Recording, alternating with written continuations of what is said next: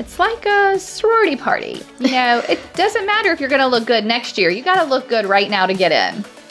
Oh my gosh. She was talking about dead bushes. It is not the single one thing on this list that is going to help you. It is the compilation of it all together is what is going to get your house sold and set you apart from the rest. You need to have that buyer show up and not think they were tricked. Right. They can't show up to your showing and be like, this is not the house I saw online. Hi, Alyssa. Hey, Katie. Welcome to episode 276. First of all, I would like to welcome all of our consumers who are here. Yes. This episode is being recorded so that our agent listeners can share directly to their potential sellers, right? Yeah. Or current listings. Anyone who owns a home and wants to get it ready for market. But we wanted to welcome you here if you've never listened before. Yes. And today we are hoping this will give you some excellent guidance and direction. Right. You would think you couldn't talk about staging, that you'd have to see it, but I actually do think you can talk about it. You certainly can talk about it. So we're going to kind of take you through like the advice we give to our sellers before they list, how they prepare, and we have some very in-depth tips to share. Correct. Okay. How do you want to get this started? You start. Okay. Well, I'm going to start with this. Staging is not just what your home looks like, right? You mentioned it is also how you're presenting your home to the market. So this means your listing photos. Are they professionally done? Your disclosures, your documents, are they neatly filled out? Like, are they typed up? Are they handwritten like chicken scratch or things crossed out? Like, do you have all of the information you need on your MLS listing? Like when people find you on the internet, is the information there? Do you have a copy of your utilities? Do you have a copy of your HOA restrictions? When a buyer has a question, you want it to be answered quickly. Yeah, very quickly. So all of those things I actually put in my listing binder, which is there for the buyers to answer their questions as they're in their showing. But some things like a homeowner info sheet, we see that a lot in our market, is attached as a document to the listing so that agents can access it, maybe the buyers can access it, just depends. A top 10 list. Like these are all the things that are part of if your house is listed in the wrong zip code, the wrong area, doesn't have all of these things attached, then it is hard for the buyers to find it. And I think it's now up to literally 100% of buyers start their home search online. Yes. So we need you to have your online listing looking good or they're not even going to show up and see your beautiful staging. Being a seller can be stressful. Can be stressful. And I feel like the work that you do ahead of time should start early and needs to be done to the best of its ability. Yes. Before it even goes on the market. So you always get an anxious seller who's like, I want to sell quickly. Let's just get on the market and I'll deal with it later. And I'm like, no, you're actually going to shoot yourself in the foot. What if it just takes us a week, 2 weeks, a month? I promise the amount of time it took you to get ready, you're going to make back in the speed of your sale once you get it on the market because it looks good and the amount of money you make. Yeah, the worst thing that can happen is, you opt not to replace the carpets that have stains. And then you finally get showings. Showings are gold, okay? We just need one showing that loves the house enough to buy it. And then you get all this feedback. Oh, I don't know. The carpet just felt grungy, and notice felt grungy. Sometimes it's those little things that when you're walking through just make a buyer go, I just don't feel excited to buy this home. Buying a home is a very emotional experience. And so, yeah, sure, I'll offer a $3,000 carpet allowance. I have never found allowances to excite a buyer. No. Like, awesome, I can buy this house and then do work. No, it's more like putting a flashlight on the things that are messed up. I'm like, yeah, you're right. I know. Need new carpet. I feel like sellers are so quick to be like, can we just offer allowances? Right, because, that goes into a very important question I learned in a staging class I took a while ago, and it was a big light bulb moment for me. You loved it last year, so we're bringing Black Friday Deals Week back. Want a sneak peek? Be sure to get on the bonus list and receive exclusive early access to the deals, plus a special secret bonus. Our Black Friday preview catalog is dropping Wednesday, November 20th, especially for Alyssa's birthday. Yay, my birthday! So activate your Hustle Humbly agent status this holiday season with our biggest sale of the year. Don't miss out. Get on the list now at hustlehumblypodcast.com/early. When you meet with your seller, or if you are a seller, you have to ask this one question. What is your budget to sell? What is your budget to sell? Most sellers will be like, well, what do you mean? I'm selling the house. I'm just going to put it on the market and people will come and make me an offer. If they don't like the carpet, they'll make me an offer. I want to give an allowance. I can do that. But having a budget to sell, whether it's just sweat equity, or you're going to get on the floor and scrub those baseboards, like you don't have to put literal money in it, but sometimes you do.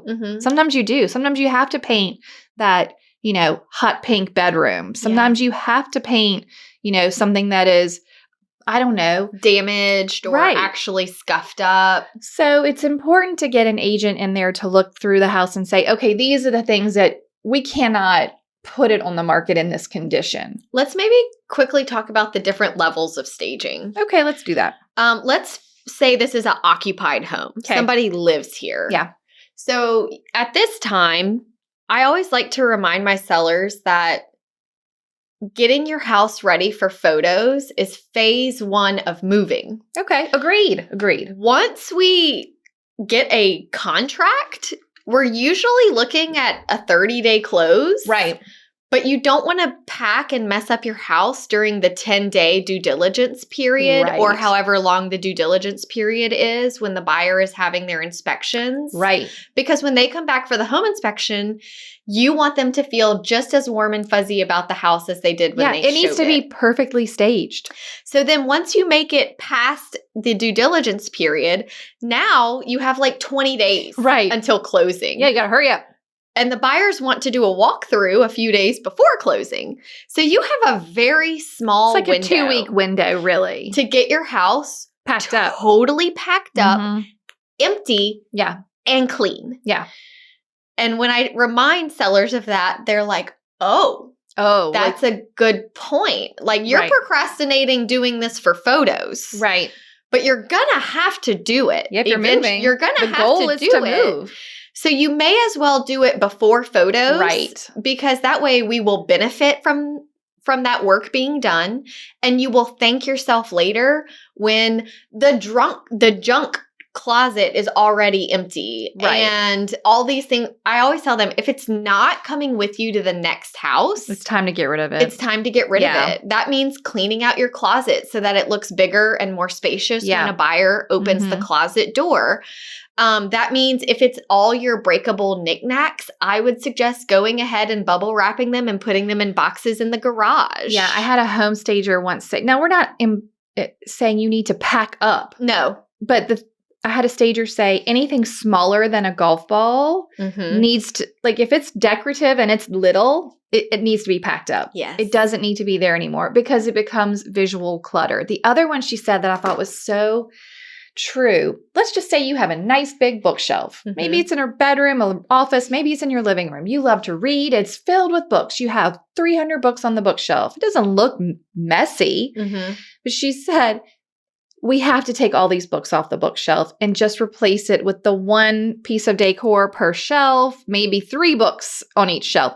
Because when buyers walk through and they see your 300 books, it reminds them how much work it is to move. Yes. Oh, that's a lot of books. That's a lot of tchotchkes. That's a lot of decorative pieces. That's a lot of stuff on the walls. And then all of a sudden it's like, oh, maybe I don't want to tackle that. Like maybe I don't want to move. Yeah. They know they're not going to have to pack up your books.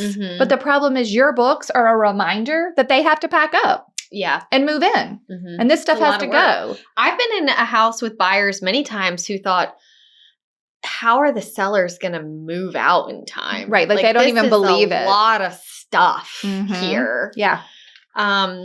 So just keep being mindful of that is while I think that sometimes my sellers may feel I'm being a little too strict on what I'm requesting. And I'm like, I promise you will thank me. Right. Trust the process because you're going to have to do all of these things at some point. If you want to move, if you reach your goal of selling the house, it's all got to go. So if a house is occupied, I do the best I can to quote unquote stage with what they have. I think sometimes when people think staging, that means we're bringing in furniture. No, this is not a $1 million listing. No.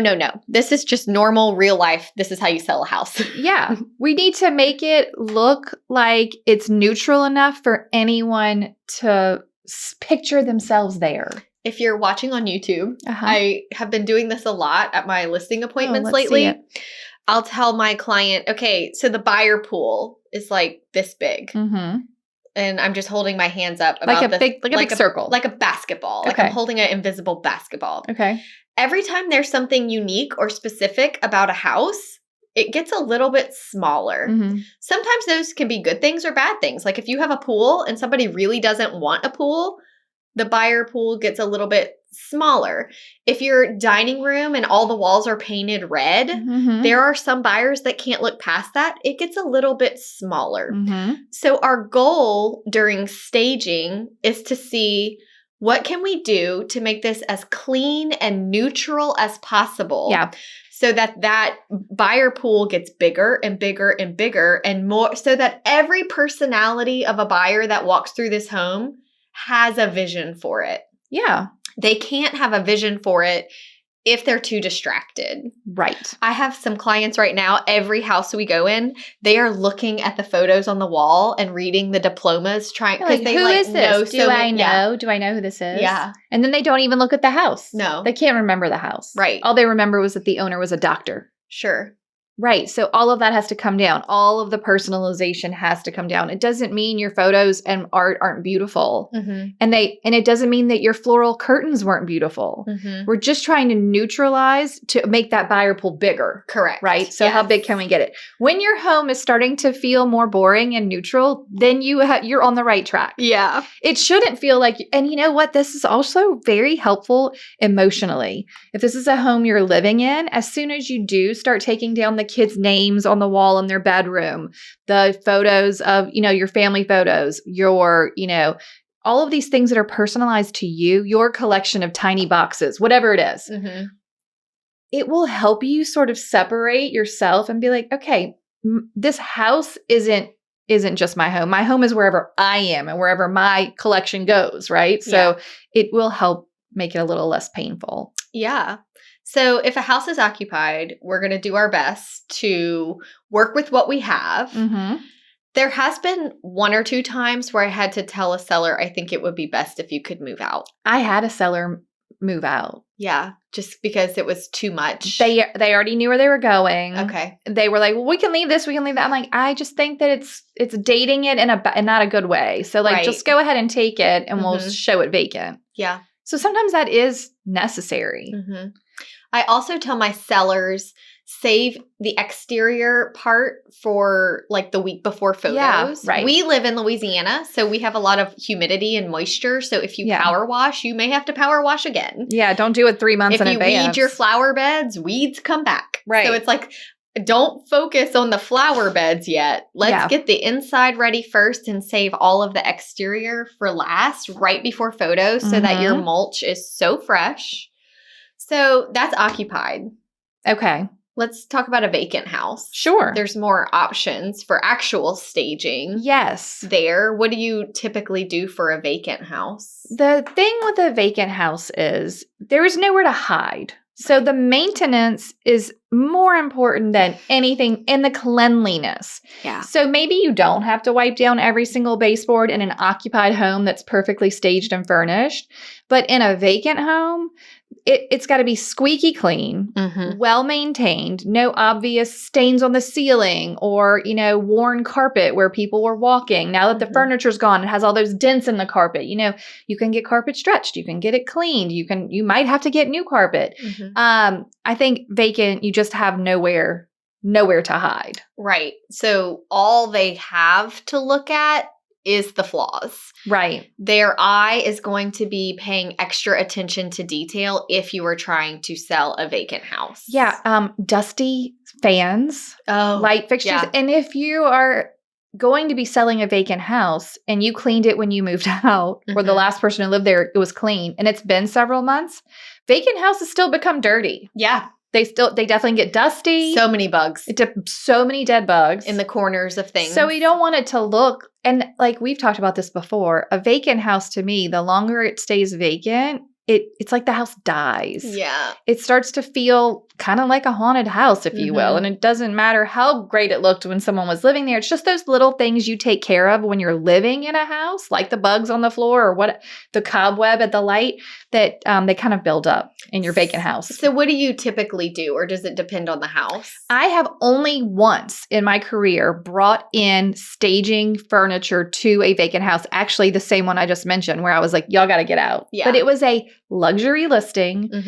We got everything out. It showed beautifully, but we were still struggling getting it sold. So we brought in furniture to kind of, because it was built in the 90s. It was 20 years old.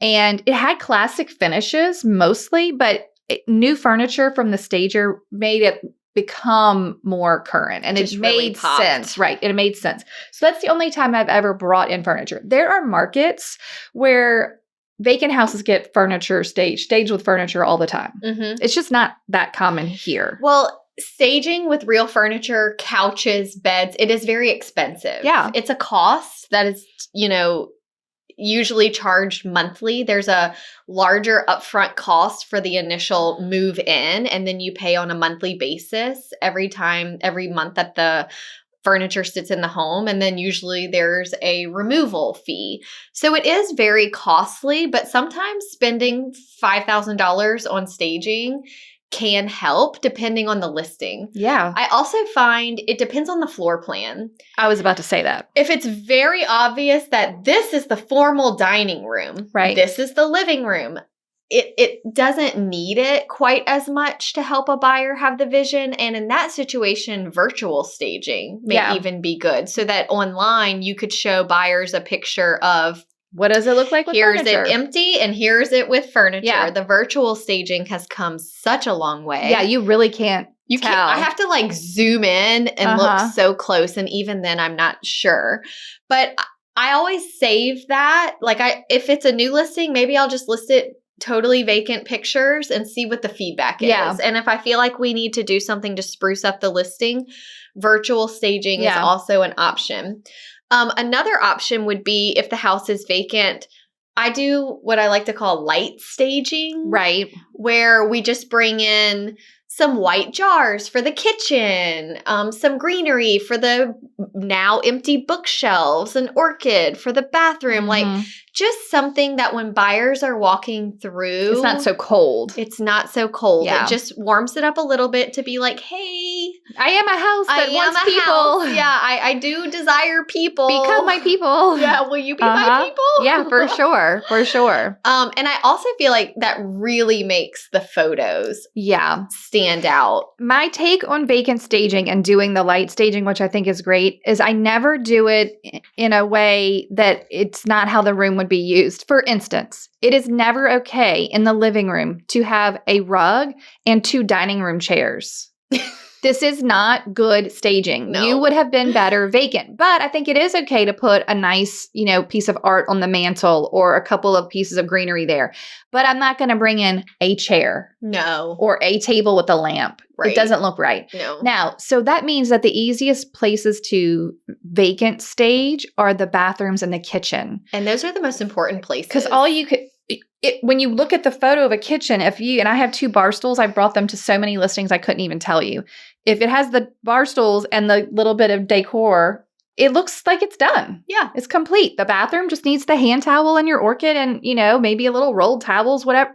It's done. Mm-hmm. When you look at the photo, that's a completely ready to go bathroom. Yeah. But you don't want it to be like, you just have to be careful when you're vacant staging. We had one recently where I sent this house to my clients and I was like, hey, I feel like I've sent this house to you before, but y'all weren't really interested in going to look at it. But the more I look at it, I'm like, it seems like such a great neighborhood and really checks the boxes. And he goes, I know this is weird, but do you know what's been throwing me off this whole time? I was like, what? And he was like, the recliner, it's vacant except for one TV and one recliner. It feels weird. He was like, it feels like a scary movie. Yeah. Yes. I was like, it does. That's hilarious. And so I was like, well, we're going to look at it. And they bought it. And it was so funny because during the home inspection, I sat in the recliner the whole time on my laptop and just worked. I was like, it worked out great. It looks very out of place, but I'm glad to have a chair here. Right. But it kept them from even looking at it. That's a great story. Like, that's what kept you. I've shown one before where it was like a creepy movie. They had an old TV on a TV tray. Yeah. And a chair in front of it. Mm-hmm. And they liked to leave the TV on at all times to make it appear as though someone lived in the house. Right. It creepy. Was kind of like a rougher neighborhood. And they were trying to make it appear someone was home. Okay. Every time I went to that house, I was like, no, this is a scary movie. Yeah. Okay. Well, while we're on the vacants, let's also talk about, so cleaning, the staging, you have a couple of options there. The sounds, vacant house with the beeping smoke detector, not okay. Right. The smells, like were there pets when you left? That smell when you're no longer cooking and living and lighting your candles and doing your daily stuff, that will really come out. Yes. So you got to go to that vacant house and you got to really look at it with all your senses, just like a regular, even an occupied house. But like, how does it smell? Is the smoke detector beeping? Like, are people going to want to get out of here in a hurry?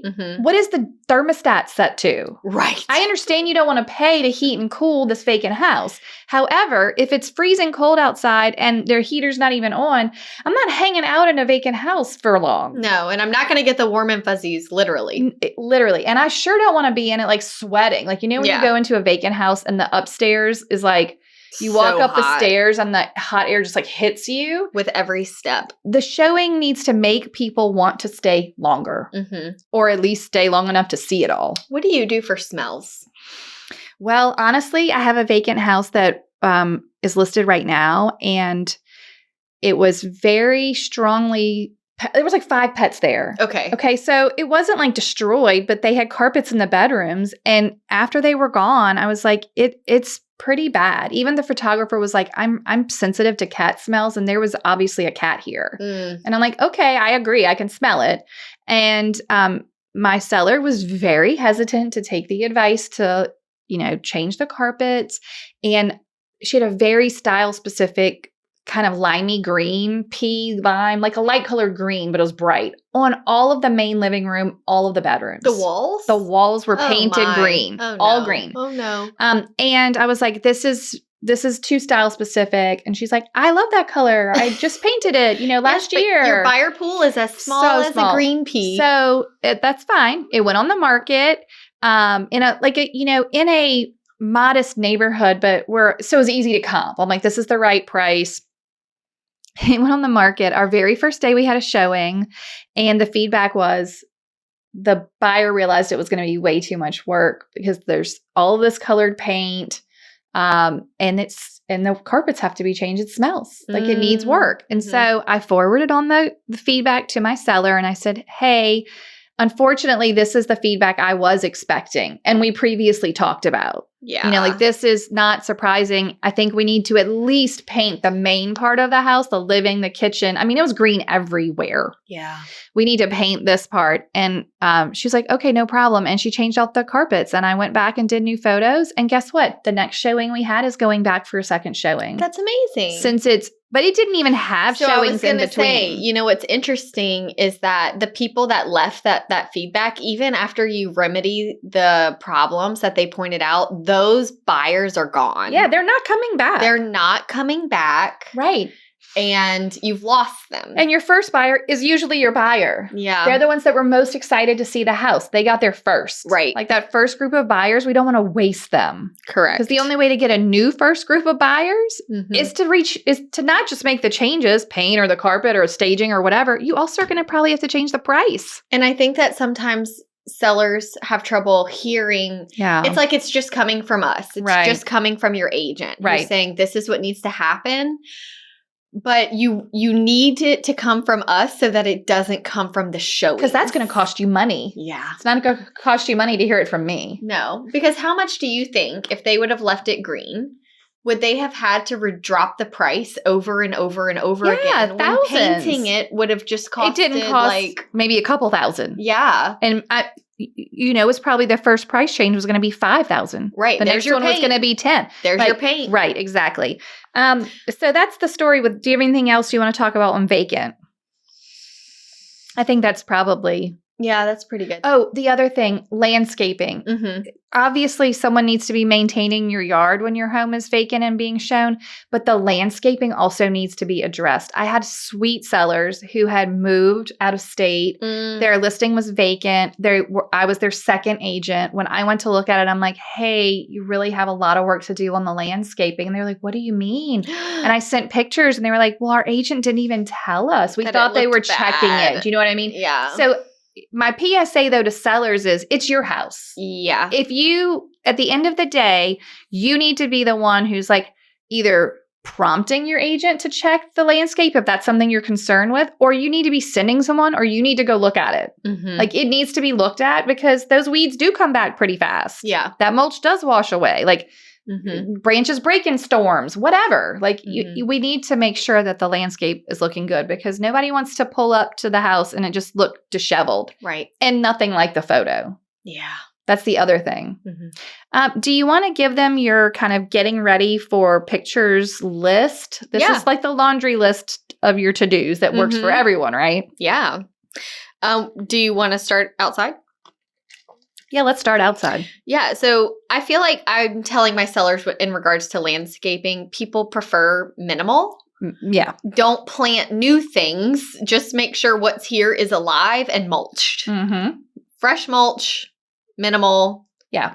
Don't let your bushes cover your windows. The stager also used to say, it's like a sorority party. You know, it doesn't matter if you're going to look good next year. You got to look good right now to get in. Oh my gosh. She was talking about dead bushes. She's like, I understand maybe next year those bushes are going to look great. But right now they don't. They don't, and they like gotta go. When you're looking at these crispy sticks and the seller's like, these come back every spring. And you're like, well, precious. It's October and it looks not looking good. It looks like a dead now. garden. Yeah. So you have to like prune that stuff back, remove it, put in something that's green right now, hopefully. Or just put in mulch again. Just remove. Yes. Outdoor, the landscape is typically remove. Yeah, just yes. I've never told people, let's plant some things. Right. Remove and mulch. Yeah. And it's going to be great. That's what we need. Trim the trees, mulch. And also, can you see the house? Yeah, right. How tall are the bushes? Right. How overgrown are the trees? Like we need to see the front door. I think I'll have a good before and after picture to share on Instagram. Oh, I can't wait. For this one. I can't wait. Okay, so what else outside? Minimal. The landscape shouldn't be blocking your windows and doors. Yeah. Oh, the front door should be really nicely cleaned. Clean. Freshly painted Sparkling. if it needs it. Yeah. Stained if it needs it. A lovely welcome mat. Because y'all, the most time most buyers spend at your house is standing at the front door while their agent opens it, which means waiting for the lockbox to click, click, click, click, click, getting the key out, figuring out how to open the door. Oh, while we're on keys, sellers, make sure your key is working and it's a nice looking key. And a lot of times they are newer keys that are given to us and they may need a little right. Like if it's a brand new key in an old lock, it can be a little tricky sometimes. Sticky. It doesn't get in there. Yeah. So make sure to, use it a few times before you give it to us. Be aware of the look of your front door and the useful, like how hard is it to get in? Right. Because that's going to feel like, oh man. This is hard. This house needs maintenance. Yeah. Okay. So the door has to be clean though. We're spending a lot of time there. What else you got? And then patio furniture, cushions, mats, anything that is decorative outside. I'm not a fan of like gnomes and garden flags. Yeah, I think less is more. Because those are technically style specific. When I see a gnome, I'm like, oh, Lord. No, thank you. No, yeah. But that's okay. You can pack your gnomes. Yeah, they'll come with you. Go to your new house. Mm-hmm. And then garage. Yeah. Where we are, I don't take pictures of the garage. Nor typically. Do I. Yeah, I've only done it like one time. I had an engineer. Same. I've taken one garage picture. I was like, wow. Wow, look at this. Wow. He had like the floor finished. Yes, same. And the shelving system he had installed and was leaving with the house. I was like, we are taking a picture. If it looks like you're in an episode of the Home Edit, photo good. Yeah. Otherwise, garage does not need a photo. That's only happened once. Yeah. Otherwise, I'm telling my clients, you can use your garage for storage. Right. You loved it last year, so we're bringing Black Friday Deals Week back. Want a sneak peek? Be sure to get on the bonus list and receive exclusive early access to the deals, plus a special secret bonus. Our Black Friday preview catalog is dropping Wednesday, November 20th, especially for Alyssa's birthday. Yay, my birthday! So activate your Hustle Humbly agent status this holiday season with our biggest sale of the year. Don't miss out. Get on the list now at hustlehumblypodcast.com/early. When you're moving, you don't want the buyers to have evidence of that a little bit all over the house. Yeah, it's better to just put it all in one spot. Yes, it's better to say, listen, all the boxes are in the garage. Yeah. One space. It's so funny because I showed a house the other day. One of the most well-staged homes I have ever seen. My client is buying it. We close soon. We're like, wow, how do they live like this? You open the garage door? Yes, we open the garage. We're like, oh, it's like a clown car. Yes, it didn't turn us off though. No, you're just like, we just laughed. Yeah, because we're like, they're moving. Yeah, but the garage was full to the max with moving boxes, extra dining chairs, like all the stuff that she did not. This seller understood the assignment. Right. We were like, wow, this is incredible. So yes, the garage is a great place to store things. Yeah. You know, we know that moving is costly. If we can help you save money by not having to rent storage space, you know, like I try to utilize what we have access to as best as we can. Yeah. And I think that's a good point too. I don't want my sellers to spend money. No. If it's a necessity, it's a necessity. And it's only a necessity when you're spending it to save it. Exactly. Also, when it comes to moving, your garage, when you move out, also has to be totally empty. So all the stuff that accumulates in storage sheds. Yeah, I like sometimes the seller will leave behind all these old rusty paint cans like they're doing the buyer a favor. Yeah. Like that's actually just garbage. So it really should be removed. And this buyer could request you to do so. Yeah. It's not helpful. Correct. Okay.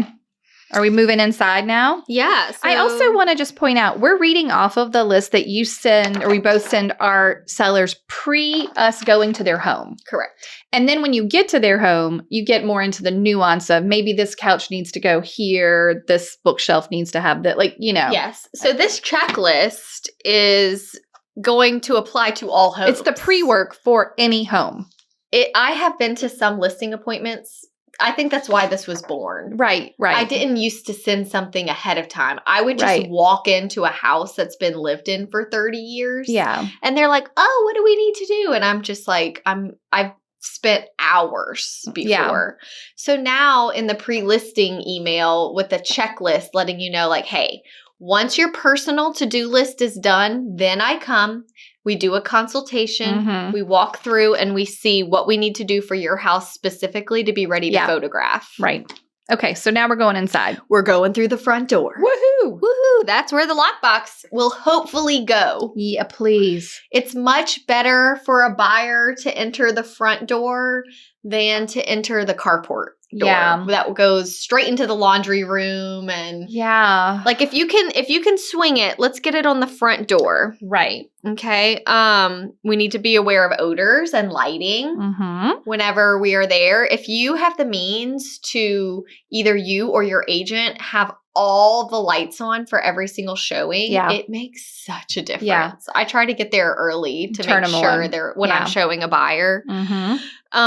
Clearing off your surface areas, kitchens, bathroom dresser tops. Yep. Dresser tops are a big thing. Windowsills, the refrigerator, all those magnets. Yeah, and all the things on top of the fridge. Yes. Nothing on the fridge. Right. Just an empty fridge. We need to also be mindful of power cords, cables, wires, like any rat's nest of wires. We just need to unplug and hide. I've even if a seller has a TV mounted on the wall, but the plug is way down here, I'm just unplugging it and wrapping it around. Tucking it behind. Because I'm like, we don't need to see all these wires. Hide your trash cans for showings. In the garage works a lot of times. It's close to the kitchen. I tell my sellers too, photo day is the hardest day because it's the day I'm going to be the hardest on you and the most strict. Right. When we have a showing, it's okay if your trash can is in the kitchen. Right. Where it goes. Right. But I don't want it there for photos. And that's a slippery slope though. Because your house should, for showings, look as close to your photos as possible. Lights on, blinds turned horizontal, all your beds made, all the toothbrushes hidden away.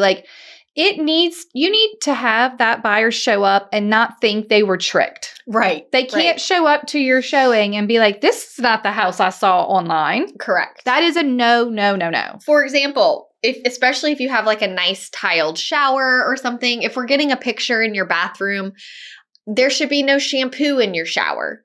For a showing, I think it's okay if there's shampoo in your shower. That's fair. But yes, we need to be as minimal as possible. I've opened the oven before and found stuffed animals shoved in there. Now, I will tell you where you can stuff your stuffed animals: in the washer or the dryer. Yeah. Nobody's looking in your washer and your dryer. Right. If you're preparing for a showing and you need to hide But other than that, there's really very few places to hide because even your closet, you can't just go throwing a bunch of stuff in there. In fact, for photos, you can hide stuff in the closet. Right. For showings, you can't. That ain't going to work.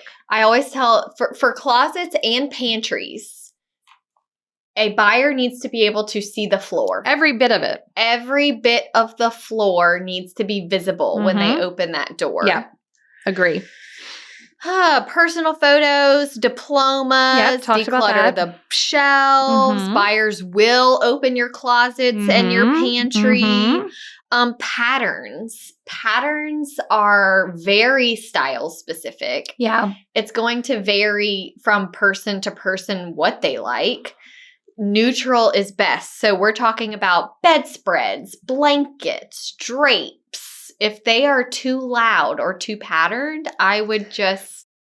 And they don't photograph well. They do not photograph well. They come out very loud. Yeah. And then when you're in the house, it's just... Again, very loud. So removing fake floral. Fake floral has come a long way. Look, I will say the fake floral that looks good now is typically the succulents. Yes. Maybe even a fern in some case, and the orchids. Yeah, that's about it. If you really have to touch it to figure out if it's real, that's a good one. Approved. If it is 1985 ivy, it's going to have to go. Yeah, the ivy needs to go. Also, like my sweet mother-in-law, she has the top of her cabinets very beautifully decorated with antique things, jars and baskets. It's quite nice for her decor. That is not good for a show. Right. There shouldn't be anything on top of your cabinet. Lovely for what she is living in. But that's the difference. Staging is not home design. Nope. We're just trying to get more people to want to live in your house. Yes. They can put their stuff on top of the cabinets. You cannot have stuff on top of the cabinets. Yep. What else?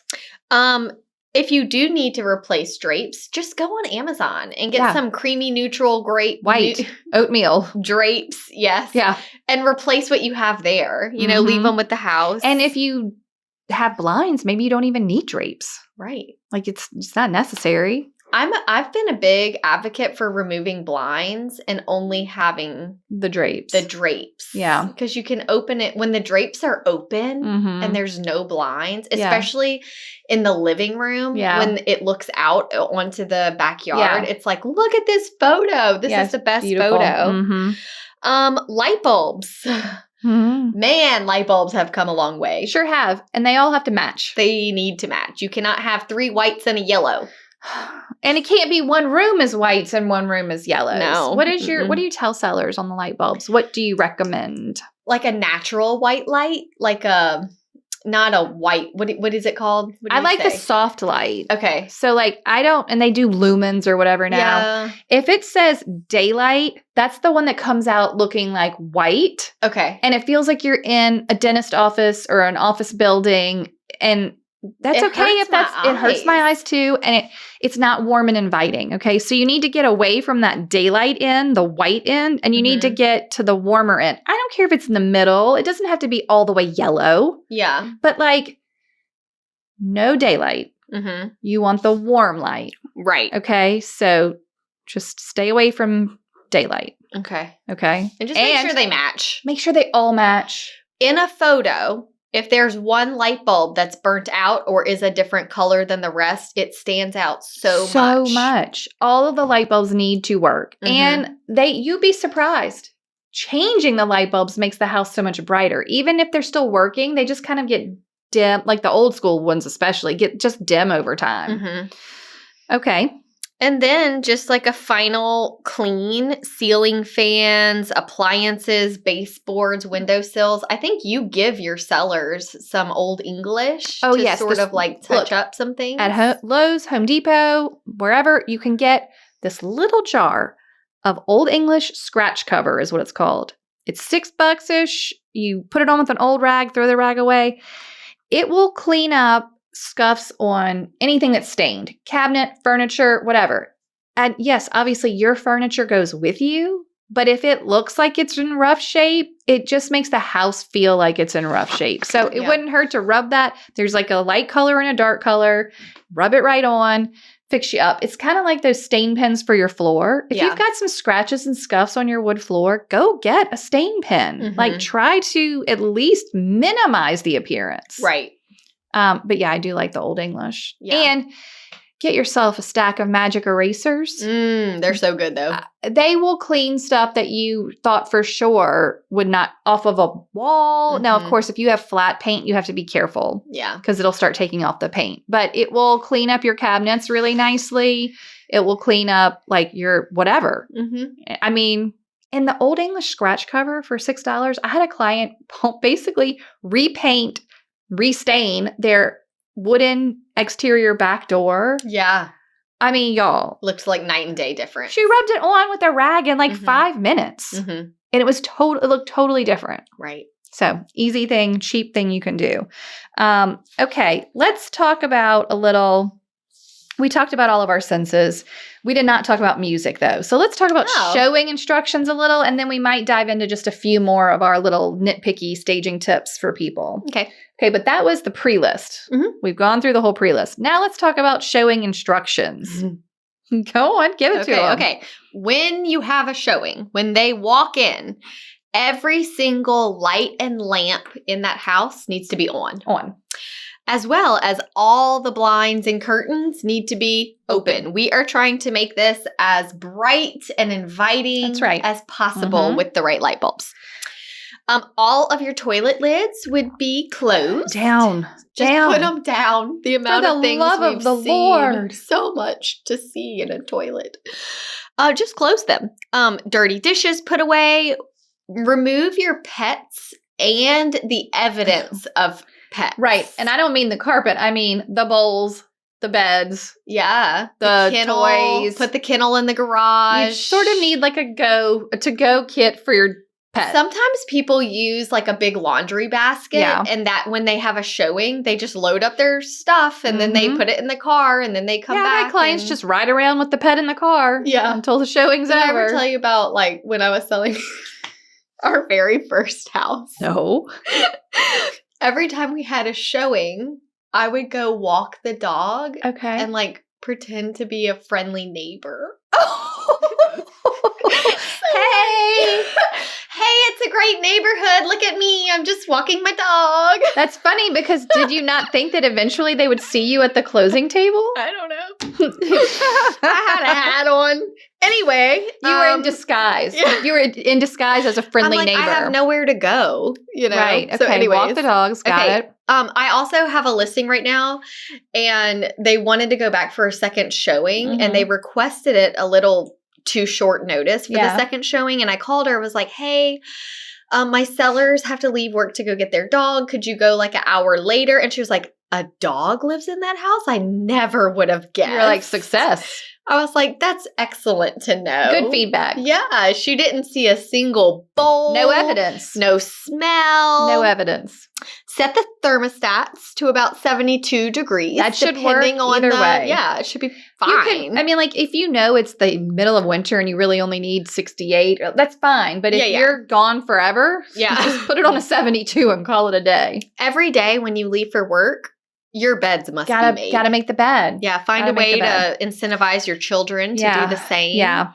Also, before you leave, just in case there's a showing request, remove all your daily items from your countertop so that it's just ready for you. Hairbrushes, dish towels, surround sound. Yeah. What do you think about music? Okay, I like a little music in a showing, but this is a really hard choice. It is hard. I have been to showings where they're playing like random rap music. And I'm like, while I think this is entertaining, I don't think this is appropriate for my buyer necessarily. Right. So I think you want to go with like locally. I always love going to a house when they've got like jazz. Like it feels like Mardi Gras music. Yeah. I'm like, this is with upbeat. Our era. Like you want some upbeat jazz or something. I also heard like a really good like Michael Bublé station where it was just like soft and soothing, but sort of like upbeat. It's got to be upbeat. Yeah, that's it the wasn't thing. sad. It was just like, it was just pleasant. You're like, look at this. Yeah. I've also I've gone to showings where maybe the backyard like backs up to a busy road or something, and they're like blaring something. I'm like, I see what you're trying to do here. Right. It's like lighting 600 candles and plugins in every outlet because the house smells. Yeah. Too loud of sounds is like, well, wait a minute.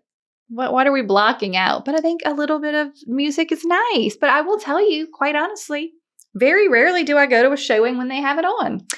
Speaking of blocking it out, I know, very, very rarely for me as well. Speaking of blocking it out, when it comes to smells, sometimes air fresheners are bad. Yeah, you can't have too many. You can't have too many. It can't be the wrong smell. Like, how do you figure it out? I know. I used to like the stager would recommend the sachets from Kirkland's or wherever, and then she liked Paris and Venice. Those were the scents, but they don't even have those anymore when I go. Yeah. I think I've heard vanilla is okay. Yeah, but here's like the it's thing. warm. Like if you're putting a sachet or something, hide it in a closet.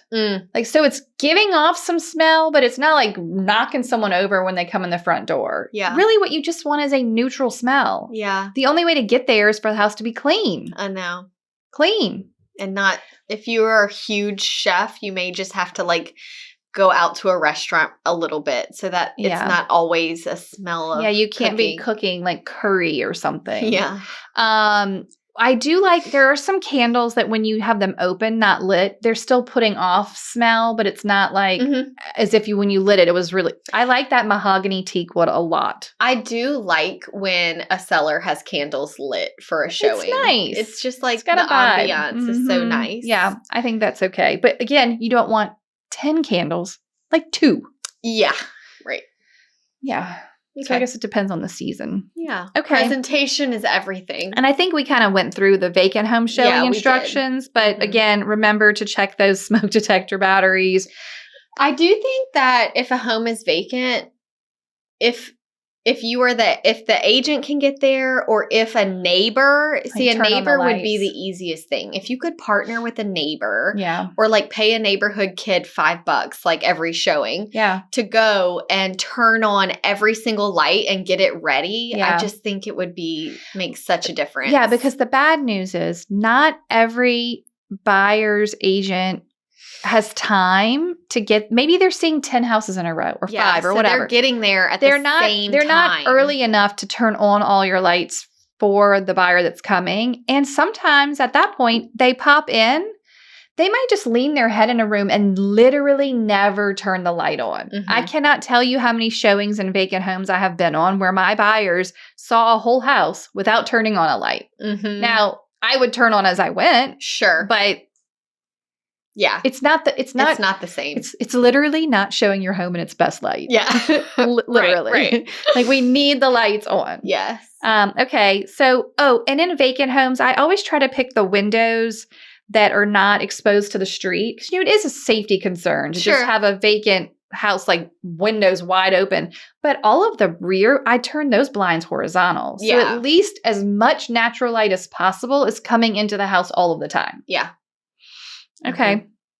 I think this was very helpful. Okay. We do have our staging tips list that you can get on our website. So if you want way even more detail than what we've just talked about and some overlap, you can go to hustlehumblypodcast.com/staging. Okay. And they can get this for free. You'll get the whole list. The way this list is broken down, it's the staging tips. It has an indoor section of items to remove. So we talk about what you're removing.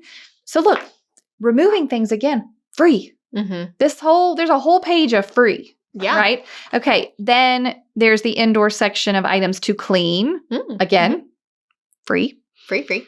On the very last page, you're going to get the indoor items to add. So this would be like replacing all your light bulbs, putting maybe in a large leaf, changing your bed linens to white, using a light colored rug to help define a space if you're in like an open floor. These are things you can add to, Mm-hmm. right?